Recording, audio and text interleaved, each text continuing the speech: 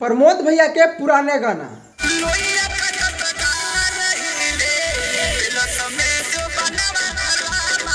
अरे भैया ये तो पुराना अंदाज में हो गया, जो कि उस घड़ी सुपर हिट सॉन्ग ये गया था। मगर 2024 लास्ट 25 आते आते प्रमोद भैया दिखा दिए कि भोजपुरिया में क्या होता है। भैया आखिर में ये गाना निकाल ही दिए, सभी लोग के दिल जीत लिए। सबसे पहले थोड़ा सा आपको क्लिप सुनाना चाहता हूँ, जो कि न्यू अंदाज में गाना लाया है।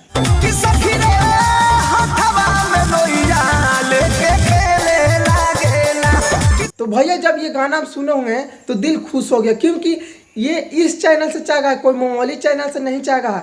ऐसा चैनल से चाहा गया है कि किसी को पता नहीं होगा, शायद उसी क्रिएटर के पता होगा। तो हमने सोचा कि चलिए ना कुछ बता देता हूँ। भैया न्यू अंदाज में ये गाना लाए हैं प्रमोद भैया, जो कि जब 2025 आने वाला है, 2024 ख़त्म होने वाला है, मगर लास्ट में प्रमोद भैया कुछ ऐसा कर दिए जो कि लोगों को दिल जीत लिए। क्योंकि ये लोहिया वाला गाना एक बहुत पुराना आया था, जो कि शुरू बार में आपको क्लिप थोड़ा सा दिखाएं।